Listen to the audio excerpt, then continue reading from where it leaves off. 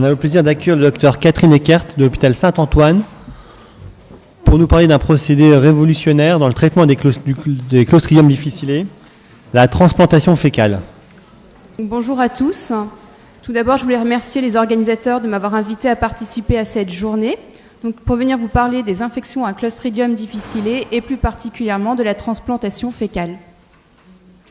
Donc, voici ma traditionnelle diapositive de conflit d'intérêts. Alors, Clostridium difficile est un bacille à gram positif qui est anaérobie stricte, qui a la particularité de sporuler. Et il faut savoir qu'il existe deux types de souches, les souches qui sont toxinogènes, qui vont produire les toxines A et B, et qui sont les souches qui sont pathogènes. Les souches non toxinogènes qui ne produisent pas ces toxines sont non pathogènes. D'un point de vue clinique, Clostridium difficile est retrouvé chez environ 3% de la population adulte en portage asymptomatique. Ce chiffre est beaucoup plus élevé chez le nouveau-né ou dans la population hospitalisée. Clostridium est également responsable de 10 à 25% des diarrhées post-antibiotiques et de la quasi-totalité des colites pseudomembraneuses. C'est également la première cause de diarrhée nosocomiale chez l'adulte dans les pays industrialisés. Les principales complications sont le mégacolon toxique, la perforation digestive et le choc septique, voire le décès du patient. Et une des principales préoccupations des infections à Clostridium difficile, ce sont les récidives qui sont fréquentes et qui surviennent d'environ 25% des cas. Alors, les facteurs de risque classiques d'infection à Clostridium difficile sont les antibiotiques, notamment ceux à large spectre qui vont avoir un effet sur la flore anaérobie de barrière, mais également la présence de comorbidité, la durée d'hospitalisation. Les inhibiteurs de la pompe à protons ont été également reconnus comme étant un facteur de risque d'infection, et l'âge supérieur à 65 ans est également un facteur de risque classique. Et l'incidence et la mortalité attribuables liées aux infections à Clostridium augmentent avec l'âge, comme vous pouvez le voir ici, où en rouge vous avez la courbe de mortalité et en bleu la courbe d'incidence qui augmente effectivement avec l'âge. Alors, l'âge élevé est également un facteur de risque de forme plus sévère, de récidive, de mortalité et de taux de guérison plus faible. Et ce dernier point a notamment été très bien montré dans une étude qui est parue assez récemment, où les auteurs dans cette étude, en fait, se sont basés sur les résultats de deux études internationales, multicentriques, qui avaient pour but de comparer la fidaxomicine à la vancomycine. Et donc, les auteurs ont regardé l'effet de l'âge sur la guérison, sur les récidives, et sur la guérison globale, c'est-à-dire sans récidive ultérieure. Et ils ont pu prédire un modèle, et grâce à ce modèle, ils ont montré que pour chaque décennie supplémentaire, on pouvait attendre une diminution de la guérison de 17%, une augmentation des récidives de 17% et une diminution de la guérison globale de 13%, donc à chaque décennie supplémentaire. D'un point de vue de l'épidémiologie, Clostridium difficile est retrouvé, on dit classiquement, une infection toutes les 436 admissions. C'est un chiffre qui avait été retrouvé lors de l'étude européenne réalisée en 2008, sachant que l'incidence dépend du type de service, de la pression antibiotique, des mesures d'isolement qui sont mises en place, ainsi que de la densité de prescription. Il a été montré que l'incidence était corrélée à la densité de prescription. Donc en clair, plus on cherche, plus on trouve. L'étude qui a été réalisée en 2012-2013 avait retrouvé une incidence pour la France de 3,6 pour 10 000 patients jour. C'est une incidence qui est plus faible que la moyenne européenne, qui est à 7,9 pour 10 000 patients jour. Les infections à Clostridium difficile sont le plus souvent nosocomiales, dans plus de 70% des cas, et souvent sur un mode épidémique. Mais il faut savoir que si l'acquisition d'une souche de Clostridium difficile est fréquente à l'hôpital, le portage asymptomatique reste plus fréquent que l'infection. C'est ce qui avait été montré notamment dans l'étude réalisée par Lou et publiée dans le New England, où ils avaient montré que 5,8% des patients allaient acquérir une souche de Clostridium difficile lors de leur hospitalisation, 3% restaient porteurs asymptomatiques et 2,8% allaient développer une infection à Clostridium. Alors, comme je vous le disais, un des sujets de préoccupation des infections à Clostridium difficile, ce sont les récidives qui sont très fréquentes, puisqu'elles surviennent dans environ 25% des cas après un premier épisode, et ce chiffre monte après un premier épisode, après une première récidive, le chiffre est de 40%. Sachant que la récidive est définie par la survenue d'un nouvel épisode d'infection dans les 8 semaines qui suivent un premier épisode. Il s'agit soit d'une rechute, c'est-à-dire persistance de la même souche sous forme sporulée dans l'intestin, ou d'une réinfection, c'est-à-dire acquisition d'une nouvelle souche à partir de l'environnement. Les facteurs de risque de récidive qui sont classiquement retrouvés dans la littérature sont encore une fois l'âge supérieur à 65 ans, la prise d'antibiotiques concomitante, la sévérité de la pathologie sous-jacente, la durée d'hospitalisation, ainsi que l'immunité dont on sait qu'elle joue maintenant un rôle très important. Les infections à Clostridium difficile sont à l'origine d'un surcoût important et c'est ce qui avait été montré notamment dans l'étude réalisée par Alban Lemonnier et qui avait été présentée à la RICAI en novembre 2013 où il avait évalué le surcoût moyen d'une infection à Clostridium difficile par séjour et ce surcoût avait été estimé à 9 000 €. Et quand on parle de récidive, le surcoût annuel des récidives, lui, est évalué à plus de 28 millions d'euros. Alors, comme vous devez le savoir, les recommandations pour le traitement des infections à Clostridium difficile ont été réactualisées sous l'égide de l'ECMID il y a quelques mois. Et donc, on va s'intéresser plus particulièrement aux récidives multiples qui posent un véritable défi thérapeutique aux cliniciens. Donc, jusqu'à présent, on pouvait proposer des doses dégressives et intermittentes de vancomycine, mais avec un succès plutôt modéré. Maintenant, on a la possibilité de réaliser une transplantation fécale associée à un traitement antibiotique Péros, et ce traitement a obtenu la gradation A1, donc devient donc le traitement de référence des récidives multiples des infections à Clostridium. Alors, qu'est-ce que le transfert de microbiote fécal? Alors, c'est un concept qui n'est pas nouveau, puisqu'il avait déjà été décrit il y a plus de 1700 ans pour traiter des patients atteints de diarrhée sévère. Et ce terme, l'utilisation thérapeutique de sel pour traiter des diarrhées s'appelle maintenant transfert de microbiote fécal ou transplantation de microbiote fécal. Et c'est un traitement qui a connu un regain d'intérêt ces dernières années, comme vous pouvez le voir avec ce schéma, où les publications annuelles ont explosé ces dernières années. On a également un nombre d'essais cliniques en cours de par le monde qui est très important. Je crois qu'à l'heure actuelle, il y a 37 essais cliniques en cours, dont 8 en Europe. Concernant le principe de ce transfert de microbiote fécal, le but, c'est d'administrer un filtrat de sel d'un donneur sain dans le tube digestif d'un patient qui est malade afin de restaurer son microbiote. Sachant que le microbiote est un ensemble de micro-organismes constitués de plus de 1000 espèces et de plus de 10 puissance 14 bactéries, encore mal connues. On sait que la composition du microbiote est spécifique à chaque individu et peut varier au cours de la vie et varie notamment avec l'âge. Le microbiote joue un rôle très important, notamment dans la digestion de carbohydrates complexes, dans la production de vitamines, dans les fonctions du système immunitaire. Il a surtout un rôle dans la résistance à la colonisation. Et dans certaines circonstances, on peut avoir une modification de ce microbiote avec une diminution en abondance et en diversité des micro-organismes qui va aboutir à un état de dysbiose et à une perte de la résistance à la colonisation et qui va permettre à des bactéries pathogènes comme Clostridium difficile de s'implanter et de se multiplier, de produire les toxines et donc d'aboutir à une infection à Clostridium. Et donc l'introduction de sel d'un donneur sain va permettre de rééquilibrer cette flore intestinale altérée et donc de restaurer cette résistance à la colonisation. Mais après, il est difficile d'imaginer que la restauration de la barrière de résistance est le seul mécanisme en cause qui permet de traduire l'efficacité du transfert de microbiote fécal. Il est probable que d'autres substances dans les selles du donneur, comme des acides biliaires ou des bactériophages, contribuent également à l'efficacité de ce transfert de microbiote fécal. Alors, à l'heure actuelle, il n'y a pas de protocole standardisé pour réaliser ce transfert de microbiote fécal. Et cette transplantation de sel va varier avec le choix du donneur, qui peut être un donneur intrafamilial ou un donneur anonyme. La nature des sels va également varier selon les études. Ça peut être des sels fraîches ou des sels congelés. Le volume de sel administré varie également suivant les études, comme le mode de préparation et le choix du diluant utilisé. Les conditions environnementales également varient. Il peut y avoir un pré-traitement du patient par un lavement ou un traitement court par antibiotique comme la vancomycine. Le mode d'administration est également variable. Généralement, dans les études, ce sont la voie basse qui est préférentiellement utilisée dans 75% des cas, donc soit par coloscopie ou par lavement. Dans 25% des cas, on retrouve une administration par voie haute, par gastroscopie ou sonde nasodiodénale. Donc, pour l'instant, le choix est laissé au clinicien en fonction de son expérience et des préférences du patient.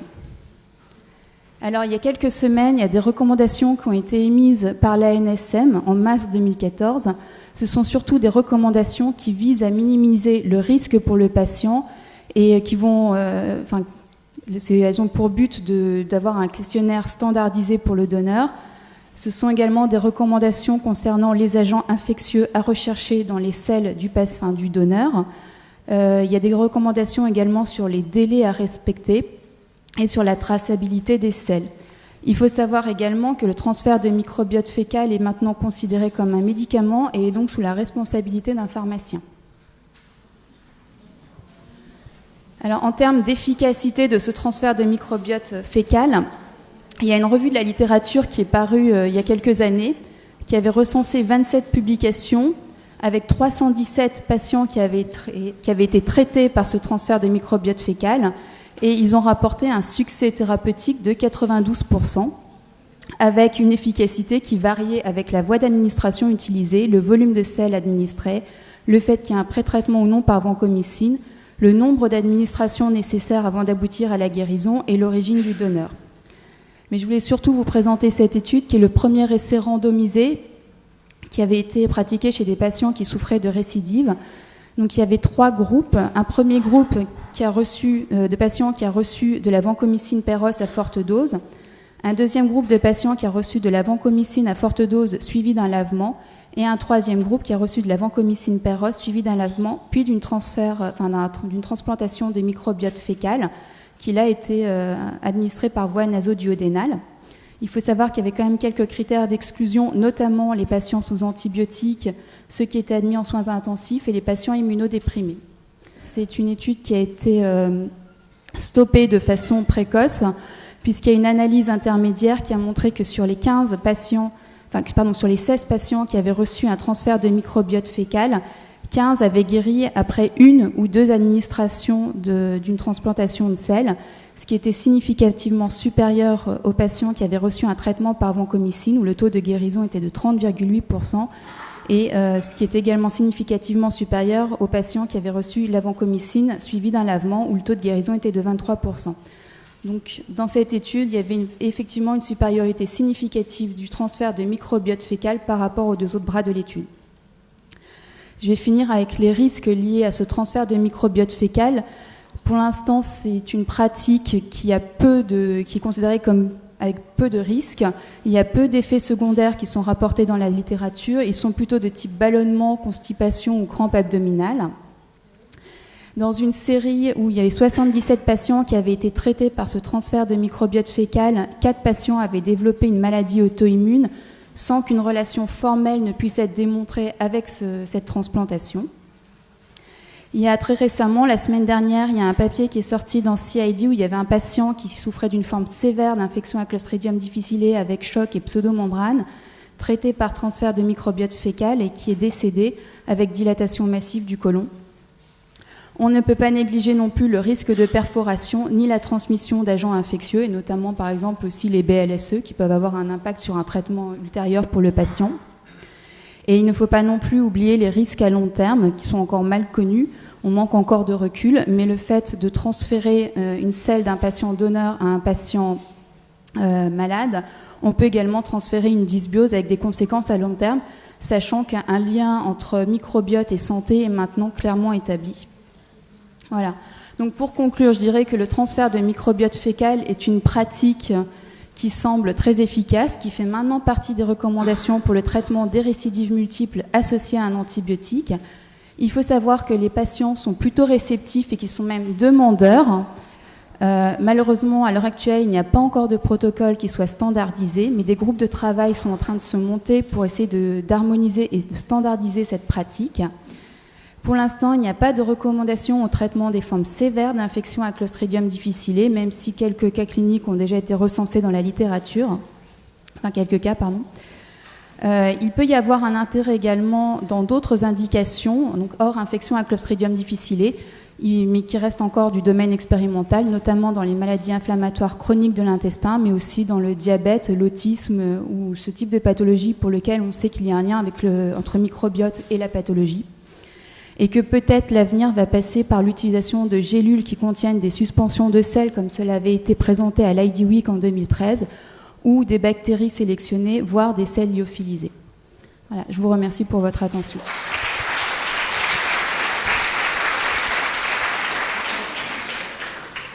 Des questions ?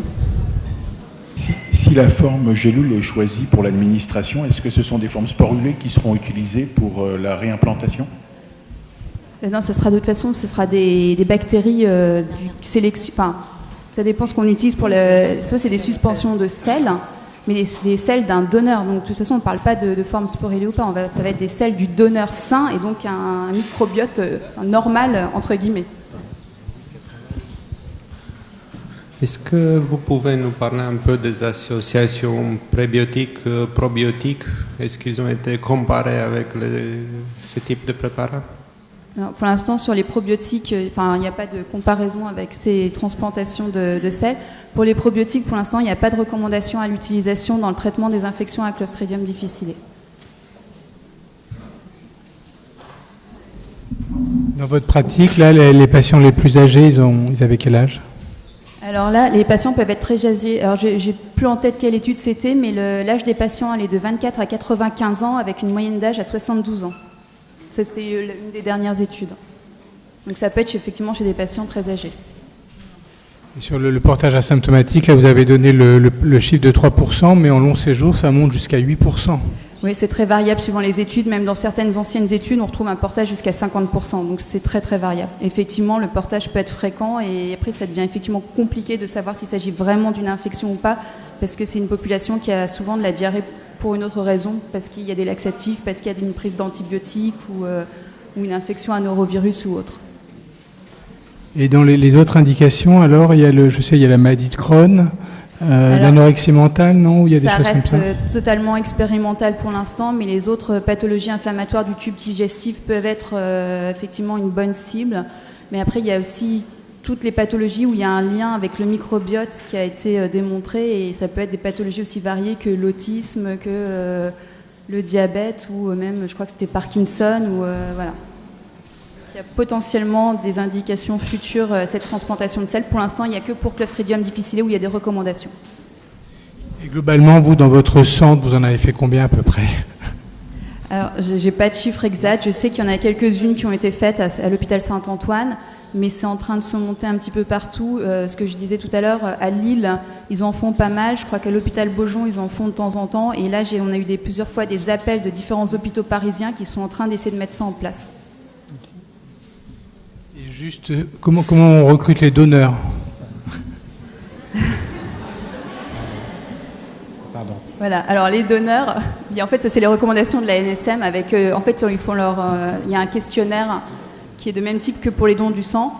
Pour avoir discuté avec un réanimateur de Marseille, il me disait que finalement les externes c'était un bon vivier et que ça pouvait être un bon pool de donneurs. Si on ne choisit pas un donneur intrafamilial, ce qui est possible aussi.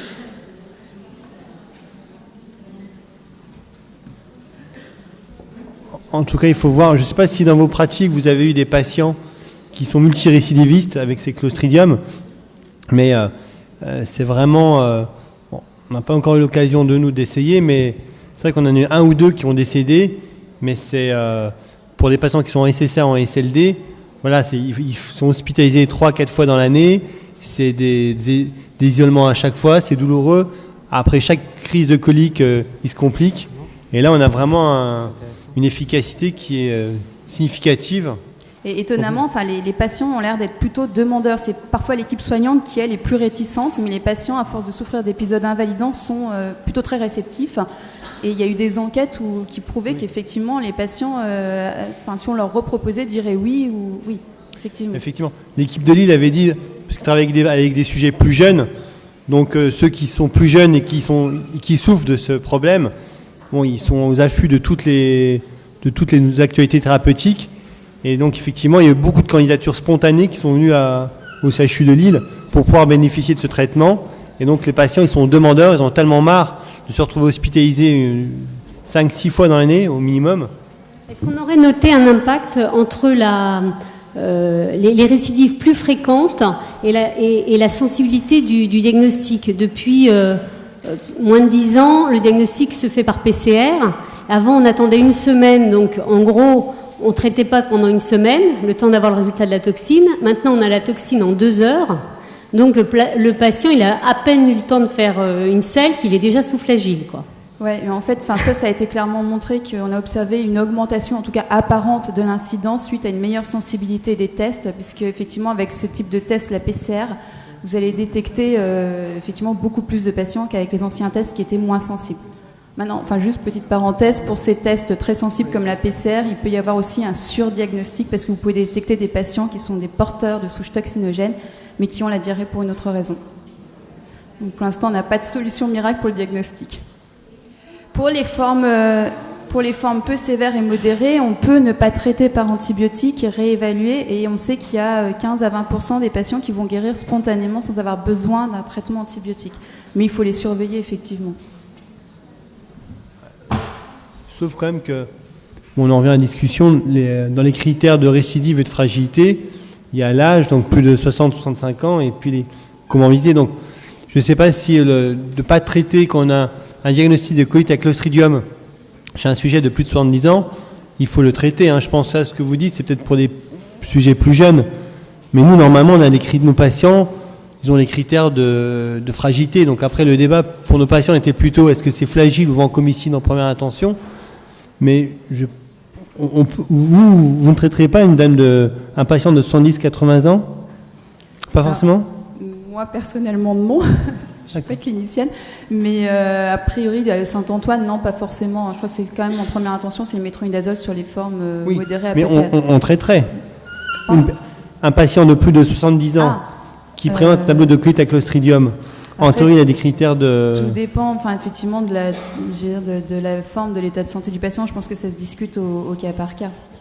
Merci.